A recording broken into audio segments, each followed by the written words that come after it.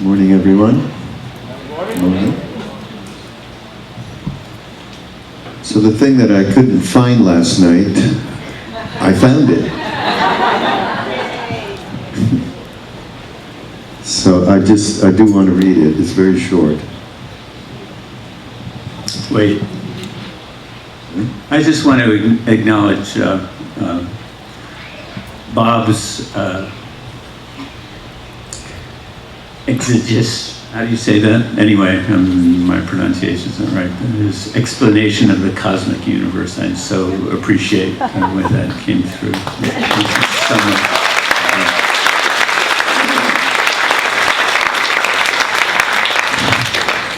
And, Bob, last night in the opening ceremony at the very end, you honored Maharaji as the source of all of this. That was wonderful. Thank you so much.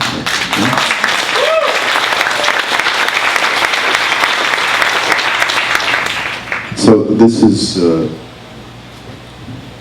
quote from, actually it's from Be Love Now. This quote from you.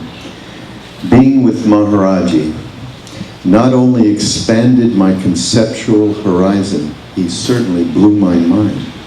He also filled my heart.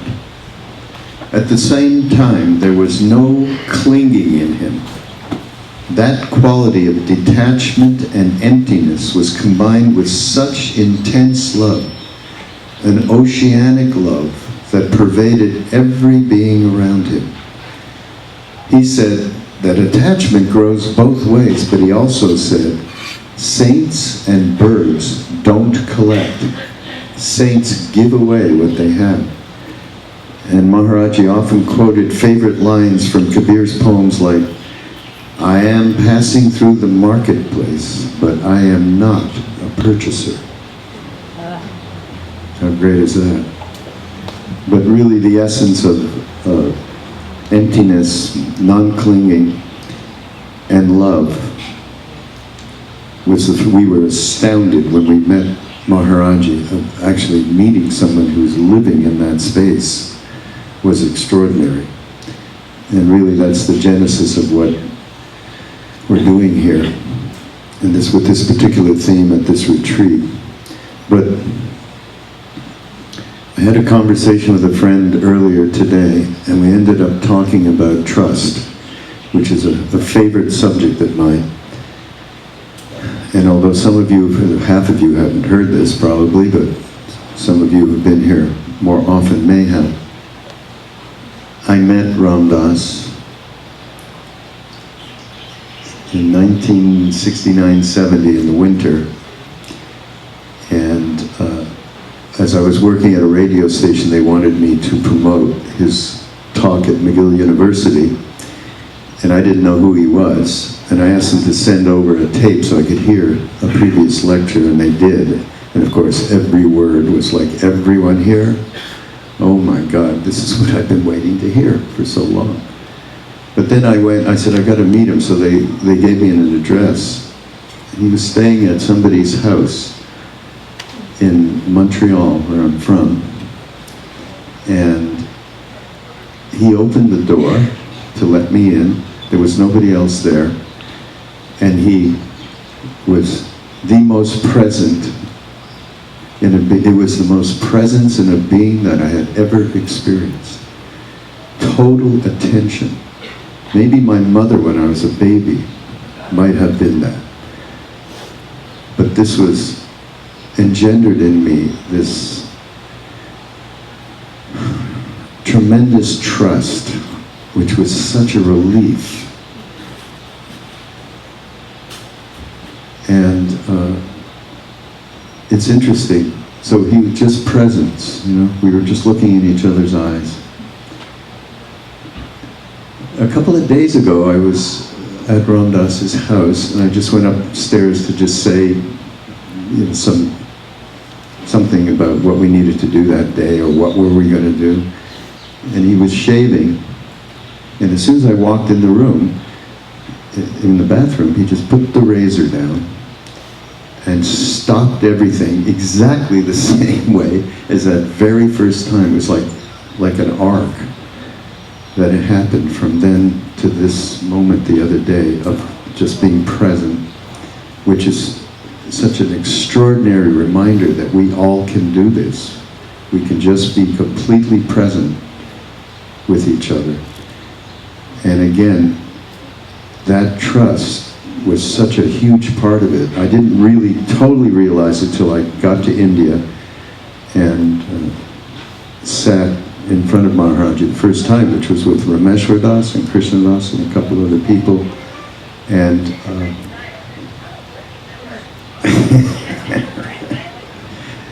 so in that moment, I realized where this all had streamed from through Ram Das was Maharaji.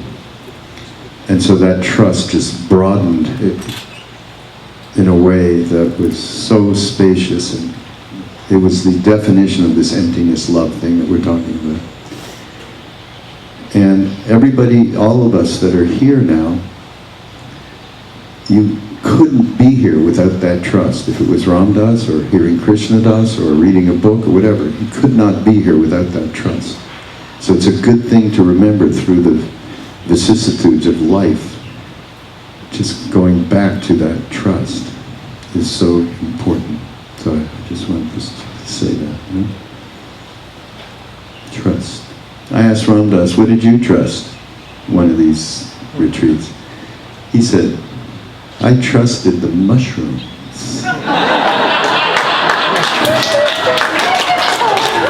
Speaking of that,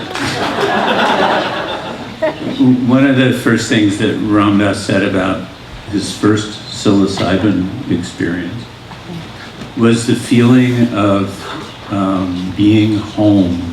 And I think that is where that feeling of trust emanates from.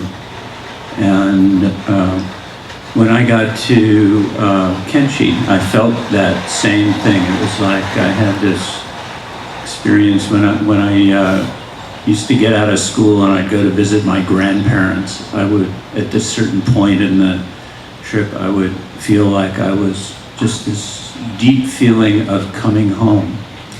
And it was like that getting to Maharaji. And I realized, you know, it took a while, but that feeling of home is in all of us, and it's our spiritual heart. It's not a physical place.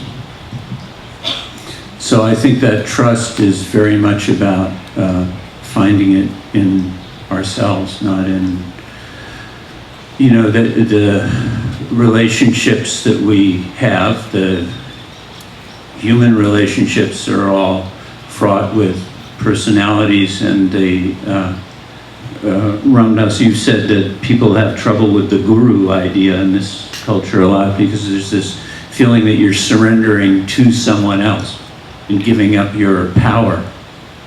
But as Krishna Das and Bob have been pointing out, that the guru is not another person in that sense. It's a reflection of your own innermost self. And if the guru is not working that way for you, that is probably not your guru, which has happened to many of us along the way. What to do?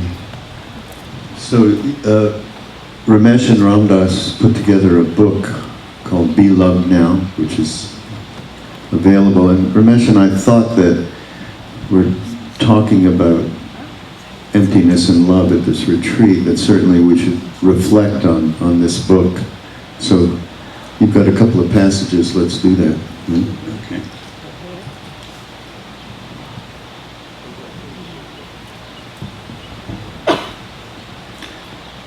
So this was kind of the beginning of the book, and it's very much about the feeling of love that came through Maharaji.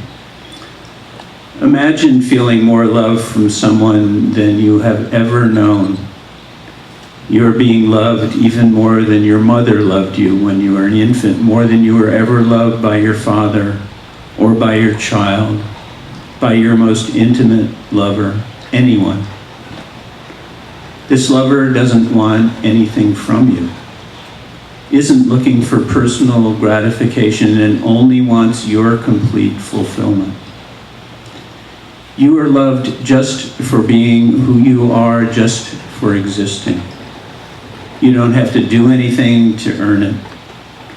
None of your shortcomings, no lack of self-esteem or self-worth or physical perfection or social and economic success, none of that matters.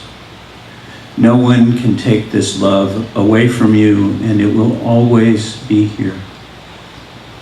Imagine that being in this love is like relaxing endlessly into a warm bath that surrounds and supports your every movement so that every thought and feeling is permeated by it.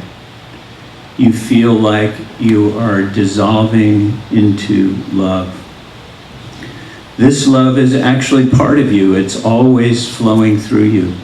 It's like the subatomic texture of the universe, the dark matter that connects everything. Thank you, Bob. If you can tune in to that flow, you will feel it in your own heart, not your physical heart or your emotional heart, but your spiritual heart, the place you point to in your chest when you say, I am.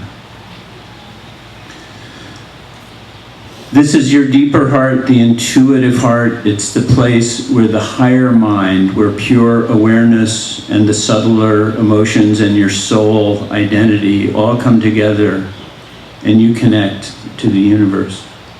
This is where love exists, where presence and love is.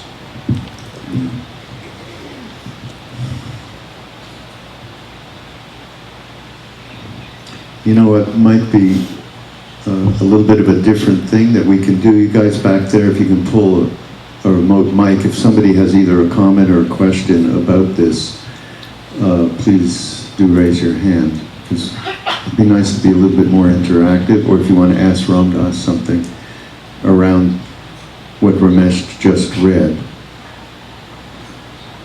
please do. So Jonathan's right there, if anybody has something they want to add or ask. Anybody?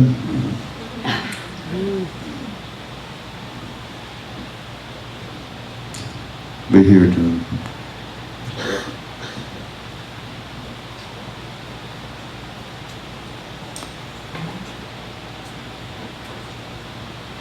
Hi. Beautiful passage, and I love that book. And I can intellectually understand it, that I don't need to earn love, but it's so hard to feel it. Unconditional love for myself. So I'm just saying that, like, how do you, that's why I go to retreats, right? Like, how do you work on that on a daily basis until it becomes sincere and you believe in it and you feel it?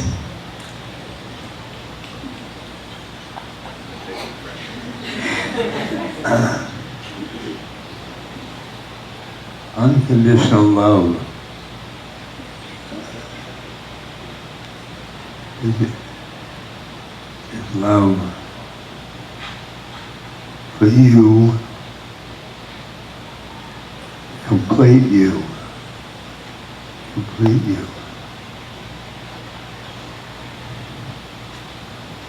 and because you're so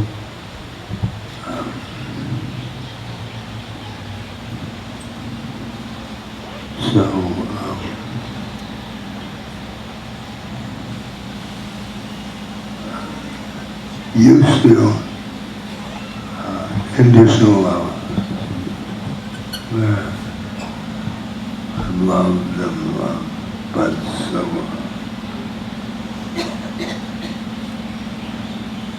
and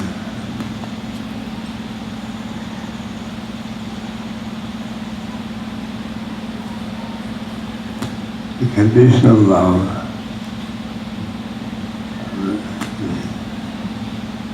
the unconditional love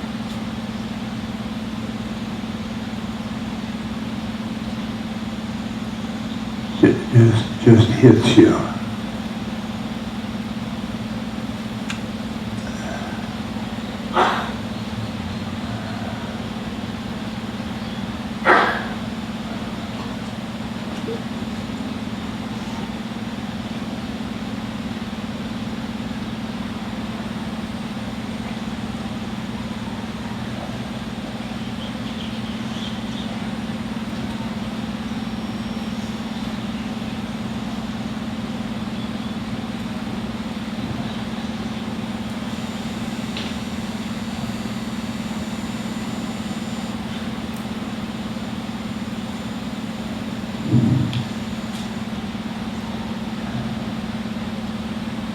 is loving all of you. All of you. All of the blah.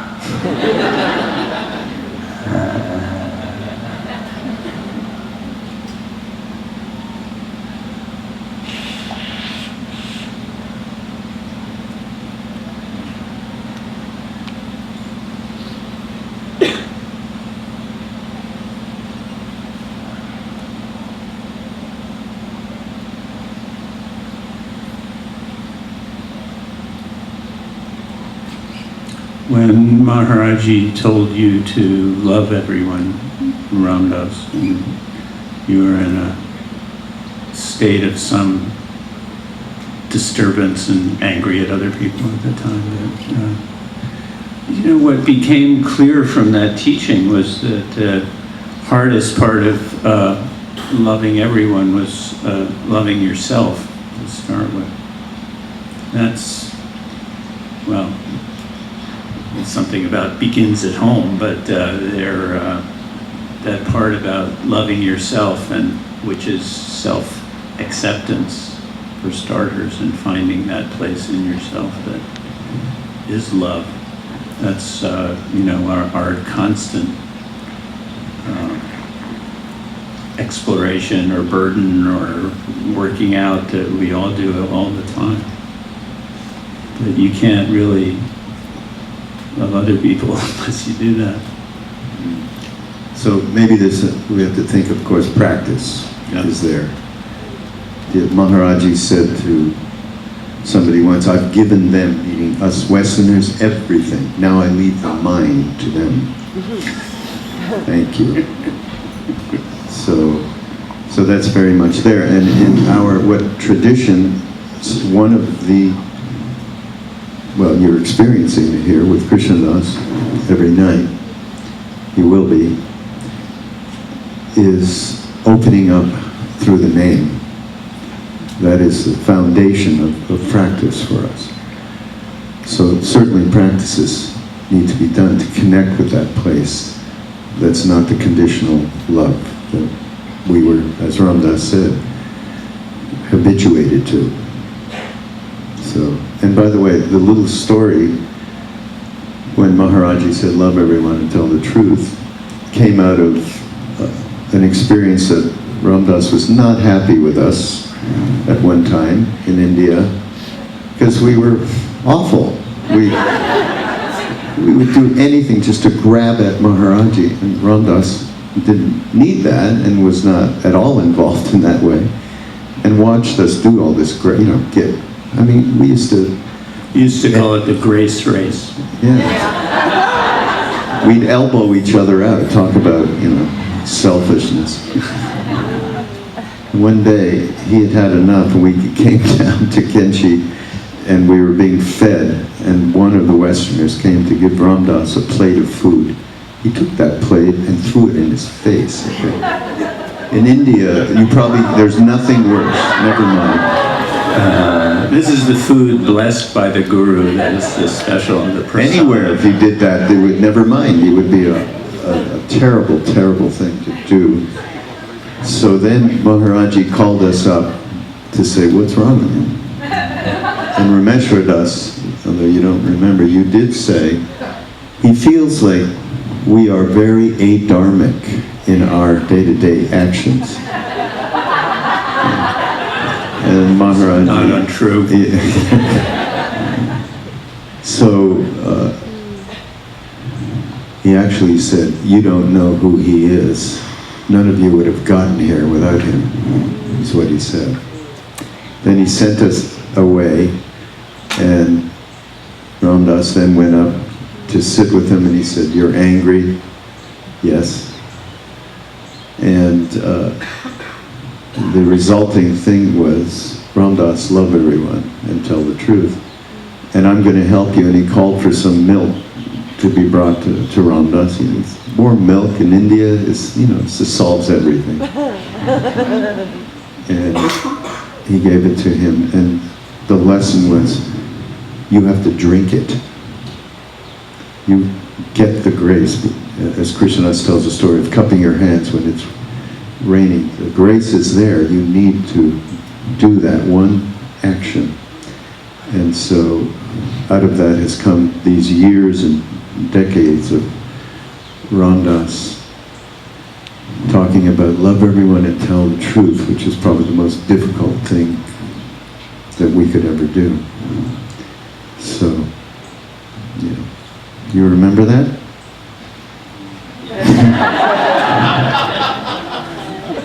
Someone has a question back there, I think.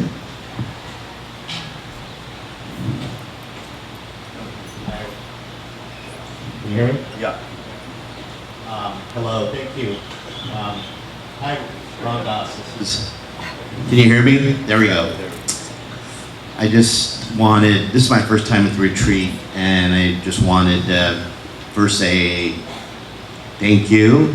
And I feel like I know you from watching all your videos and listening to your books on tape, and it's just an honor to be here, and thank you for everything you've done for the lineage of Maharaji and the teachings and the continued development throughout the years, and you do now. So my question is similar to what the young lady said up front, in that as a parent coming into the teachings and the knowledge I have now of this, of how I gave my love to my daughter conditionally, thinking I was doing right by saying, you must do your homework, if you're gonna be somebody, you need to, these things that I realize now are so against what I know to be true. I know I can't go backwards. I worry about my karma and now and my future lives. And I guess my question is, did Maharaji or do you or anybody on the stage have any thoughts on how we perpetuate this original sin, if you want to call it, or the untruth, and that conditional, that love is not conditional, and how do we make up for it if we can, and how do I reconcile that with people I've harmed throughout my life?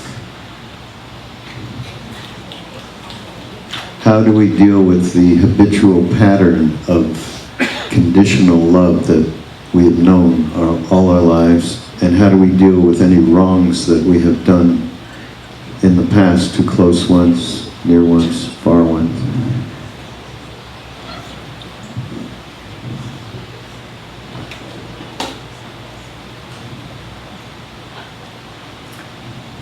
Well, while you're thinking about that one, I just wanted to note that after Maharaji left his body, we discovered that he had a wife and 3 kids. And I mean, just the fact that he had pulled off the whole scene of having a family and all of us pestering him for all those years in the circle of Indian devotees was, I guess I learned this right around the time I became a parent, and it blew me away, because we all know what it takes to be a parent, and it's a lot. And his children said, in spite of his absences when he was being a guru, and there was very little intersection between his family life and his guru life, which we could only attribute to what in India they called his Maya, his ability to disguise and play with reality, so that the devotees who saw him as a guru didn't experience him as a family man, and his family didn't really notice that he was a guru, even though his sons used to visit occasionally, and his son came, and he said, I came because there were great sweets at the ashram, and I went to get money from him. And, like this intersection. We're all living in our own Maya, but the one thing his children said was that he was always there when they needed him, and he gave them so much love. And that, you know, clearly is the only key to all of this. I think the love that, even if your love for your children is colored by your own impurities, it's still love. And Maharaji said at another point, he said, all love is pure. So I think that understanding can release a lot of the, you know, guilt and feelings we have as parents that we haven't done everything the right way or what we could along the way. That's good. Is that good? Is that good? Is that good? That's good.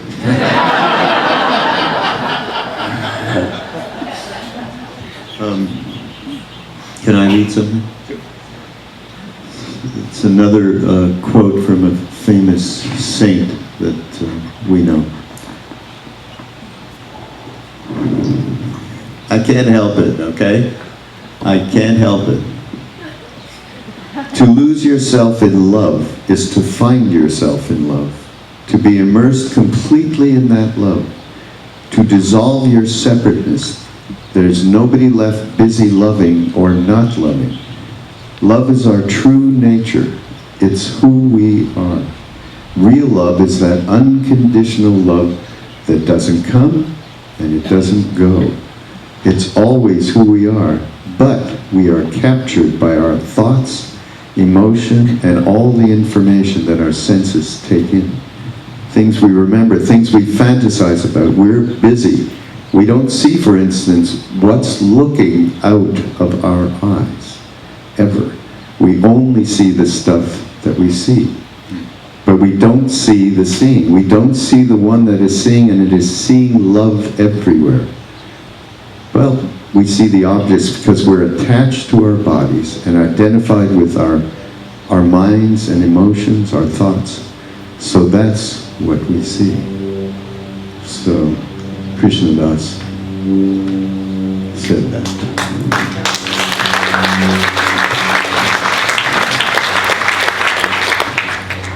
But I wouldn't. Sounds like he knows something. I would say one thing about, we don't see, for instance, what's looking out of our eyes, ever. I think from time to time we might get a little glimpse, and that goes back to, you get that glimpse, it's either through sitting in this room with Ram Dass and the other teachers, sitting in the kirtan, reading a book, obviously a psychedelic experience, satsang, you get that little glimpse. And I go back to trust, just trust that. That's the deeper part of ourselves that we can let grow. So, you have something else? Well, yeah. You know, we're talking about what in India is called the bhakti path, or the path of devotion, or the path of love. And these retreats have been intertwining that path of love and the wisdom traditions like the Buddhist tradition, and not that they're, and I think this exploration of the places where they're not different is really helpful. I mean, it is to me anyway.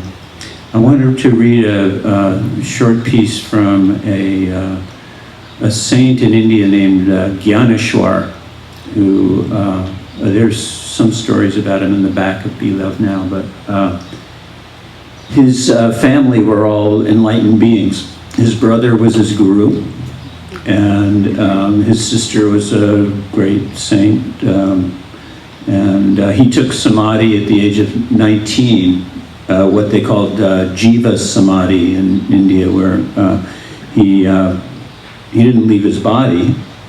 He just went out into another state, and they built a tomb around him. and you can still visit that place. He took samadhi, I guess it was in the 16th century or so.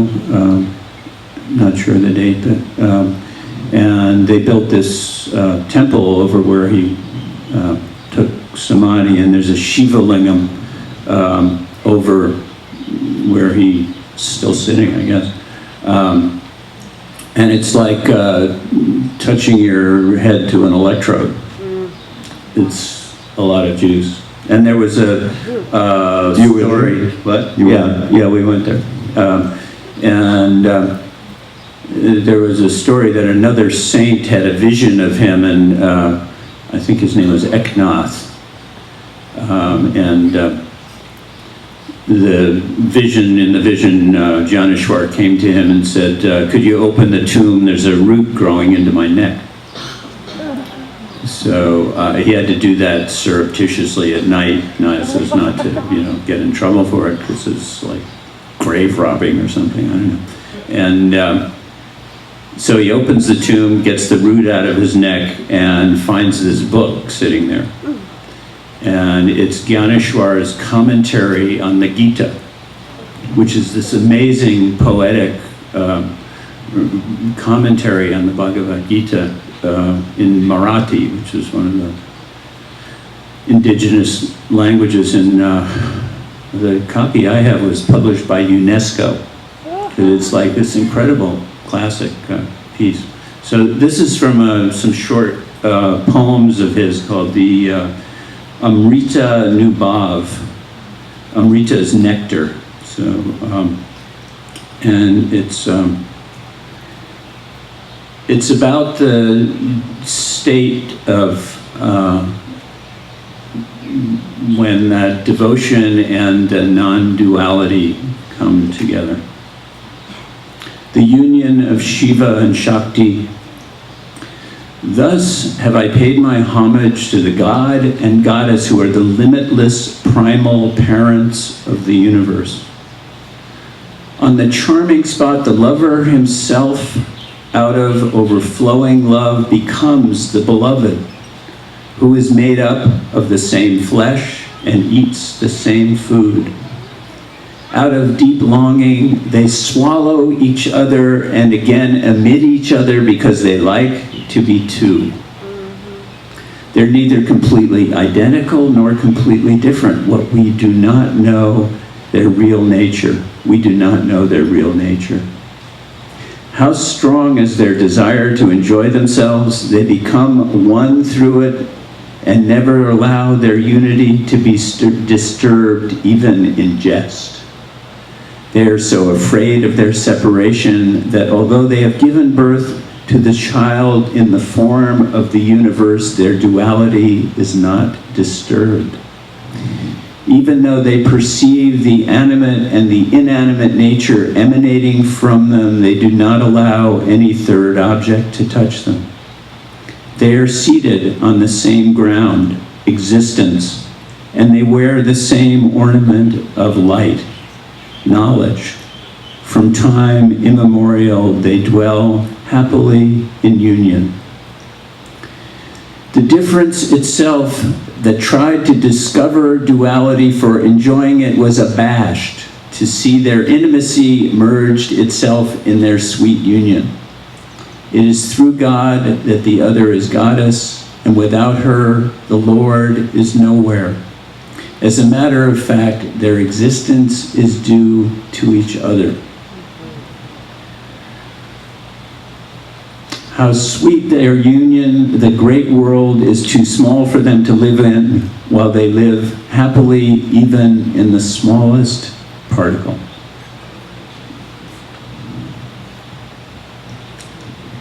That's pretty great. Wow.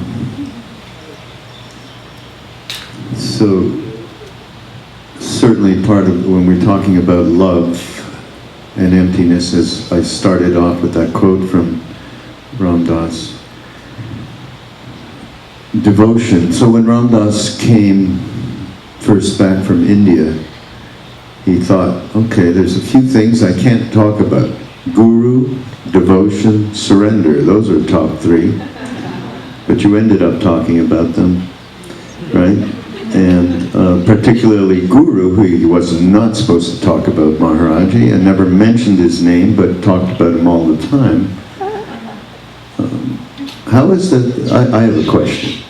How has that devotion that happened to you, because you talk about it in terms of surrender, when he first met Maharaji and went through that whole experience of knowing Maharaji knew everything, he said, you said, it was a surrender without surrender, which Ramesh referred to before. So that beginning of real devotion, how does that express itself for you nowadays, Maharaji? What is your relationship with the devotion to him?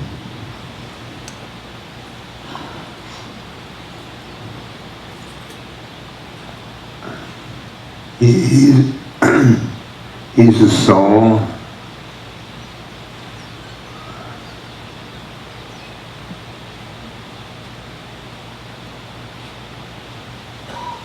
He's inside me.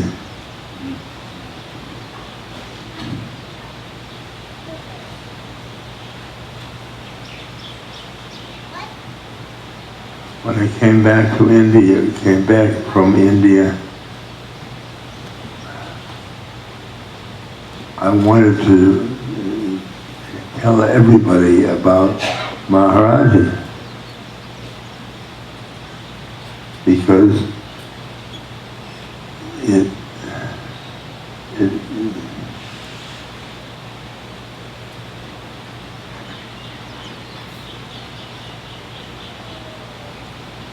changed the game.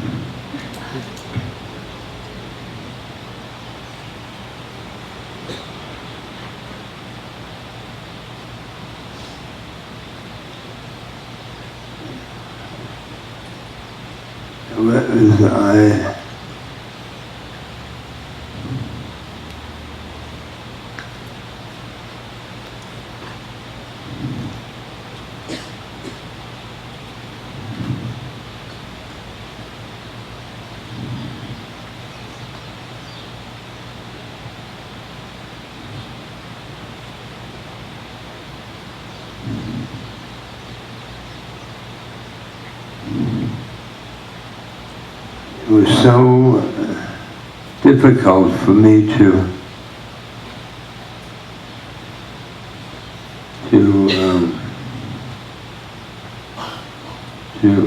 hide Maharaji, and I was just hiding myself.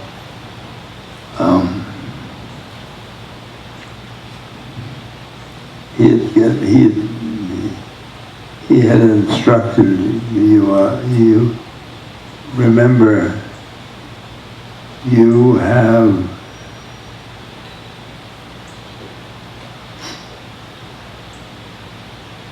not to mention me.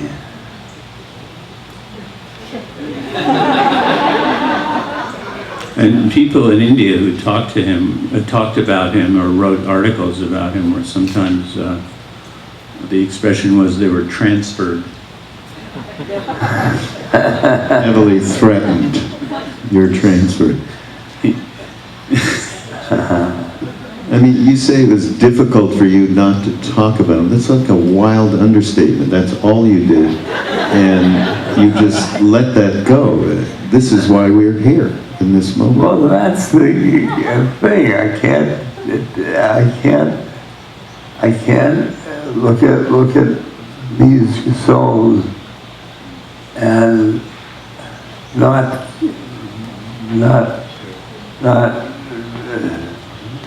inform them of Maharaji.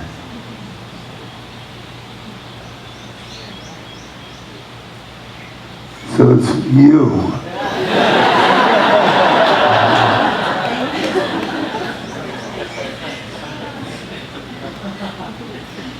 That deep impulse to share that Ramdas had, which is carried through all of these decades, is real, true devotion to love, right? he could do nothing else. Difficult not to share. Just since we're talking about devotion, and I just talked to Bob at the end of the session, there's one Tibetan Lama who passed some time ago named Dilgo Khyentse Rinpoche, and I found a piece from him about devotion that I think is really appropriate, especially for what Ram Dass just said. Devotion is the essence of the path. And if we have in mind nothing but the Guru and feel nothing but fervent devotion, whatever occurs is perceived as his blessing. If we simply practice with this constantly present devotion, this is prayer itself. When all thoughts are imbued with devotion to the Guru, there is a natural confidence.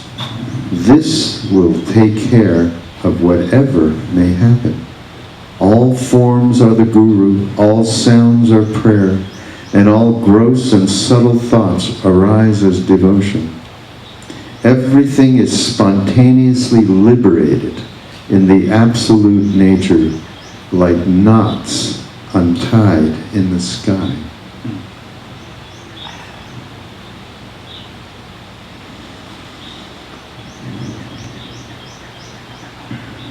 And since Maharaji has left the body, basically, I mean, he's clearly still doing something, it seems to be. But we all have the same relationship with him now. I mean, he's not in form that we know of, although he probably could manifest if he wanted to. There are stories, but ask Ira Rose about seeing him driving a taxi in Chicago. Many stories. Many stories. But that place that is the Guru that Ram Dass has brought to us is in all of us pretty much in the same way now. And that devotion is something to be cultivated, and we can all do that practice in our own way. And since we're talking about devotion, we certainly can't, we need to bring Hanuman into the conversation. That was another thing that was given to us back then as an emblem of true devotion and self-sacrifice. Is Hanuman. And there are what's called the Hanuman Chalisa, which I'm sure Krishnadas will do some of over the next few nights, 40 verses in praise of Hanuman. I want to note that I can now hear Krishnadas reciting the Hanuman Chalisa in my dentist's office. That's unbelievable. But more unbelievable is how many of us know these 40 verses of Hindi. Yeah. It's very difficult, and so many people, and it's just something that is extraordinary to us in terms of the power that Maharaji said. Every syllable of the Chalisa, Hanuman Chalisa, is Maha Mantra, great mantra. And I would tell you that many of you, if you speak to us individually about what does that mean to you, the Chalisa, it is the one thing, and I speak for myself, that absolutely, no matter how much of a stressful moment or how much worry in a situation or so on, that Chalisa changes the molecular environment, for sure. I have my own story. My son is sitting right there filming me as we speak. And when he was a year old, he got spinal meningitis and went into a coma and went into a children's hospital in Albuquerque. And after 3 days, I was just so bereft. Parvati is here as well. Thank God for her in that moment, his mother. And I remember doing it. I didn't even think about it. I just started to do the Chalisa. And after I finished, the atmosphere changed. I went to my friends to sleep that night and had a dream of Maharaji where he said, he's going to be okay. I went back in the morning and there he had come out of the coma. So, Maharaji is absolutely in every detail of our lives. And once you're in this presence, trust it.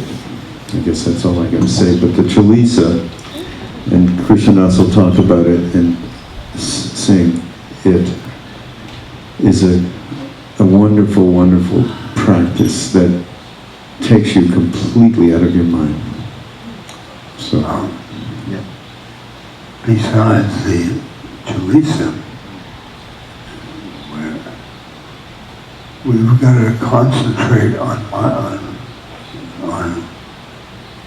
Hanuman, because Hanuman loves Ram, and Is sometimes called Ram Das because he's the servant of Ram.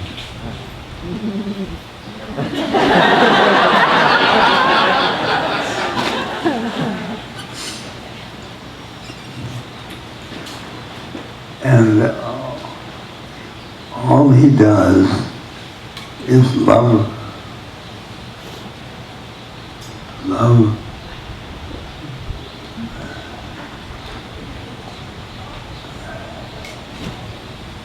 the one, and he serves the one. Serves the one with love.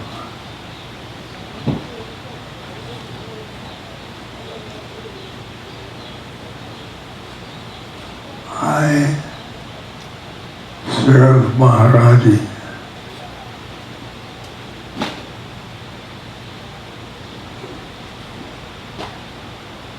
And I love him.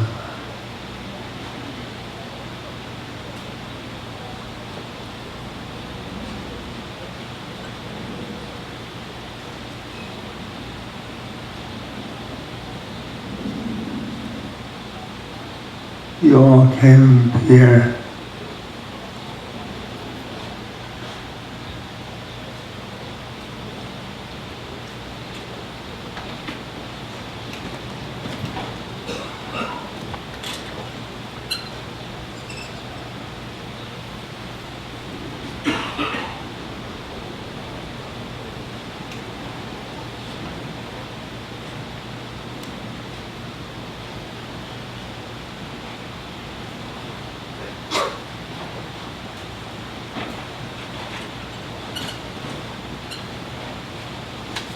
express love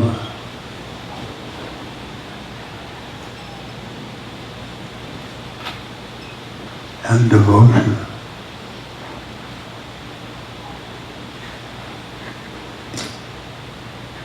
Just in your own personal way.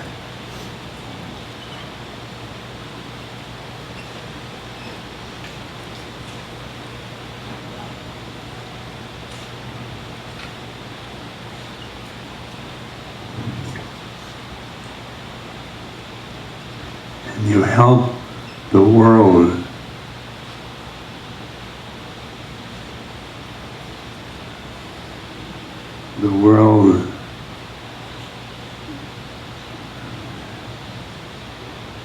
the one God so supports the one,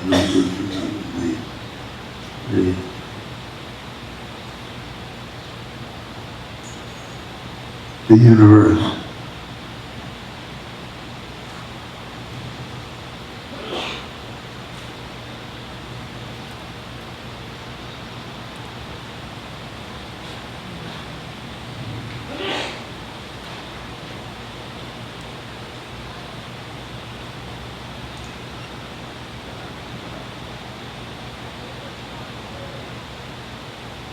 one thing you will learn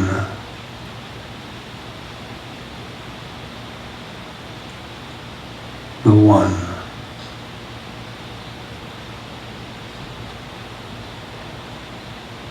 Besides all of this,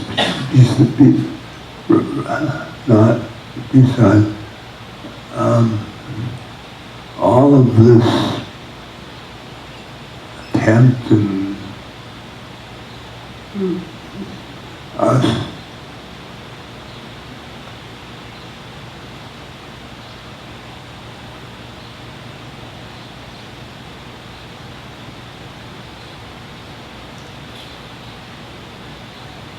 is based on one.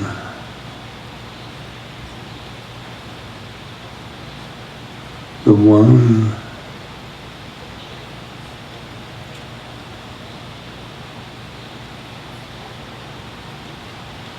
and if you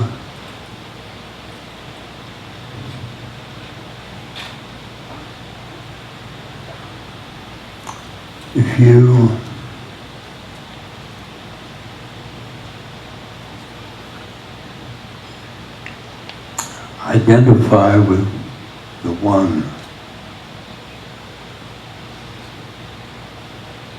you can never be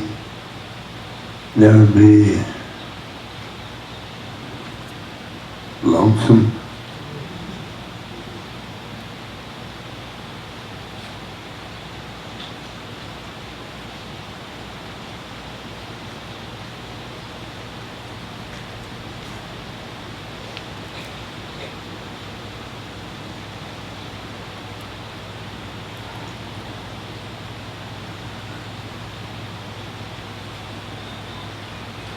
These are packages which give you mobilization to this plan, to this plan.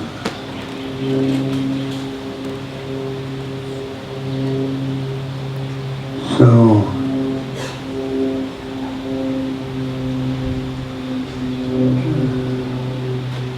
you're not going to take seriously your individuality.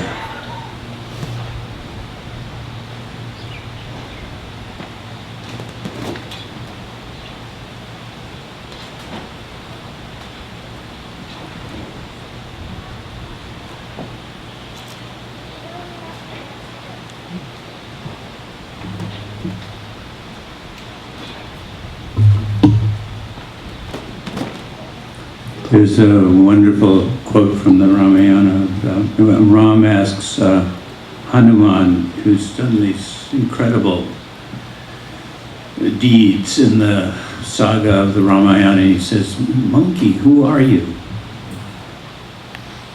And Hanuman says, "When I don't know who I am, I serve you. When I know who I am you." And that's the intricacy of this devotional path. That's the place that it all comes round to, and it's that's where the duality of devotion and surrender become one. Ramdas just said something that everyone just passed over, or that I believe needs, it's a wonderful mindfulness thing to keep in mind. Don't take your individuality too seriously. Okay? That's a good mantra for today. Just watch how we do that every minute. So, Ramdas, how about a little loving awareness meditation? Can we do that? Everybody? Want to sit for a minute?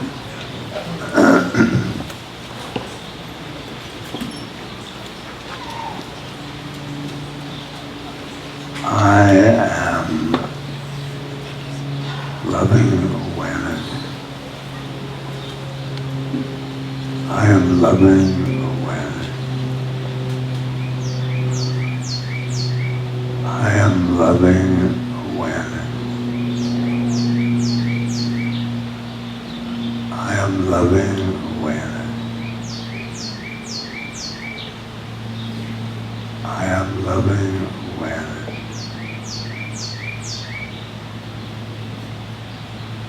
I am loving awareness.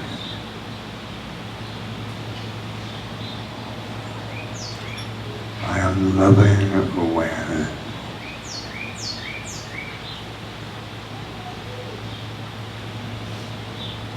Loving awareness. Loving awareness.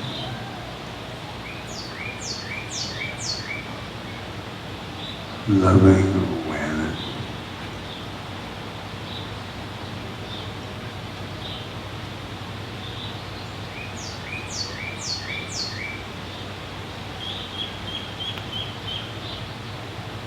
Loving awareness.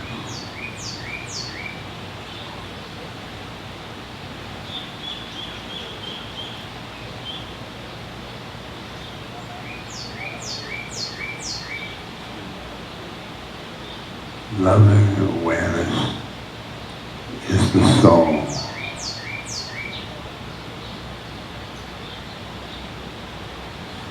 I am loving awareness. I am loving awareness. I am loving awareness.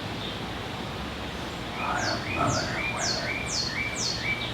I am loving awareness.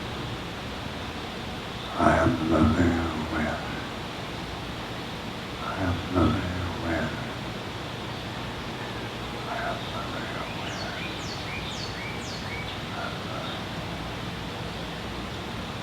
I am loving awareness. I am loving awareness. I am loving awareness. I am loving awareness. I am loving awareness. Loving awareness. Loving awareness.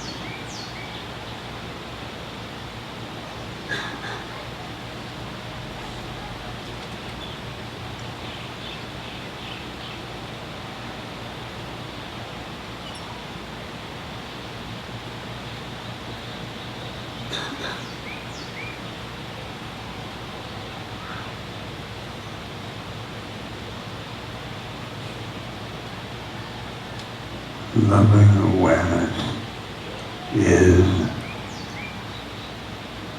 a name for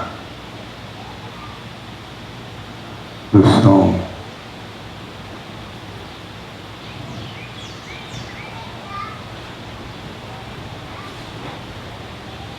Loving awareness. Loving awareness. Loving awareness.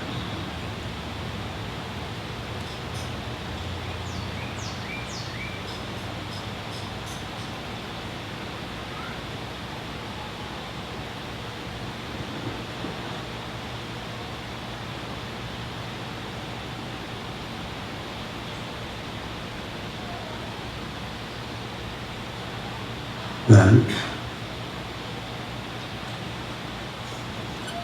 the loving awareness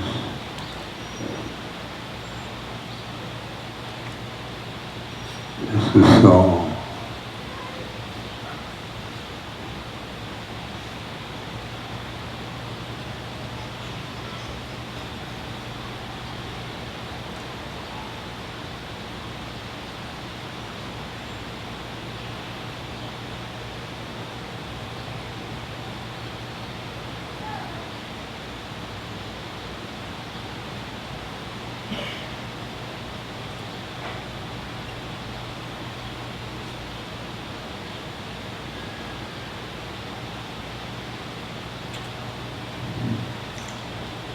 You are a soul.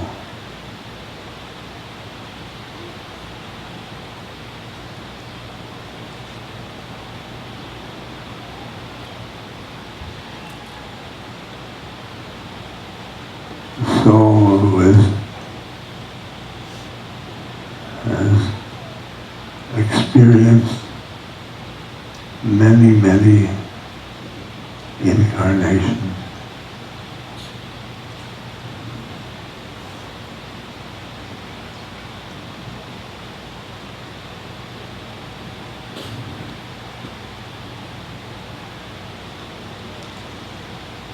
A soul that